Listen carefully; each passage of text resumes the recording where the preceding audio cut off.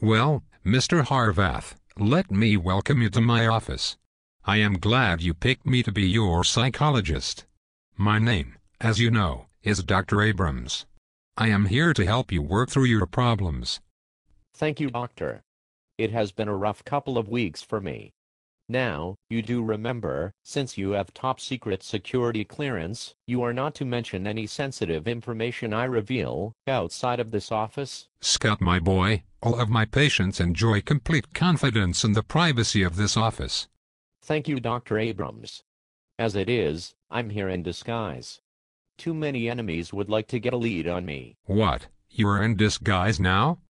Yes, I have a blonde hair piece on with mousse.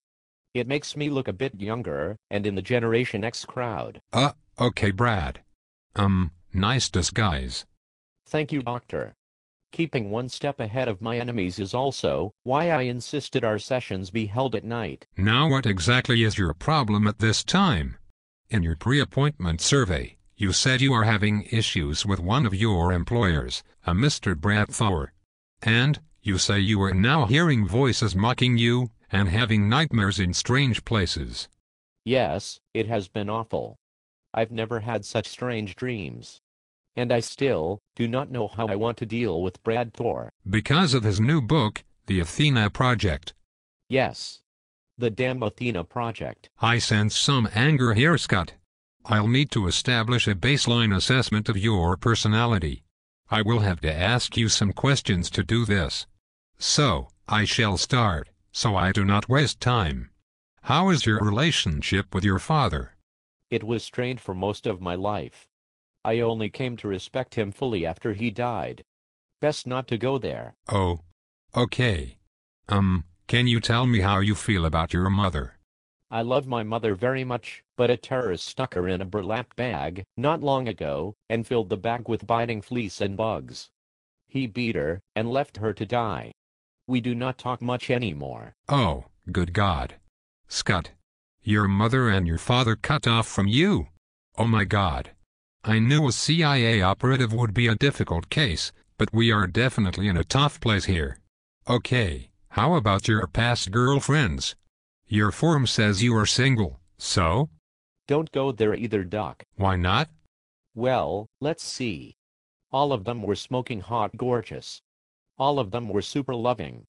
All of them were loaded with brain power. We all had great athletic sex, everything was great. I mean, one at a time. I'm not a nasty bastard or anything. Anyhow, all either died, left me, and married someone else pretty soon after we were done. Ouch. Wow. They were all smoking hot, were they? Do you keep any pictures of them? Doctor? What? Oh, never mind me, Scot. So, we cannot examine your past relationships to get a standard of why you are feeling badly now. Wow, talk about your isolation issues. Anyway, let's move on. Is there anyone or anything you love in your life? My new Siberian wolfhound, I named him Bullet Bench. He is a great dog. Oh my. Your dog. No one else. Okay. Does your dog ever display behavior that would indicate he feels let down by you? I do not think so. Does Bullet Benji ever let you down with his behavior? Well, there are times he gets into my supply of Sam Adams. When he drinks that down, he begins crapping all over my hardwood floors. I feel pretty let down then, Doc. Sam Adams. Your dog gets into beer cans and drinks the beer out of the cans? Or out of the bottles? Are you kidding me? You'd be surprised what the dog can do. A very short friend of mine hooked me up with his breeder. The darn canine can also send emails on my computer, but let's not get into that right now, okay? What was that? It sounded like something just broke one of my wine bottles in the lobby outside. I have Benji waiting in the lobby until we are done here. I'll be damned. Okay, Mr. Harvath, let us speak about your issues with your author and employer, Brad Thor. It's obvious I am not getting much of anywhere with the normal route. How did you and Brad first meet? Well, I helped Brad lose his virginity. You did what? Yes. That was how we first met. Brad was traveling all over Europe. On one of the flights from Norway to Sweden, I ran into him for the first time. He was failing, miserably, to win the attentions of some Norwegian flight attendants. Mr. Thor was not very good with the ladies. Back in those days, Brad could not even close one of his own books, ha ha ha. So I took it upon myself, not wanting to see a guy blow all of his money on airline drinks that were obviously not working, to help the boy out. So, you helped Brad lose his virginity on the very first time you met?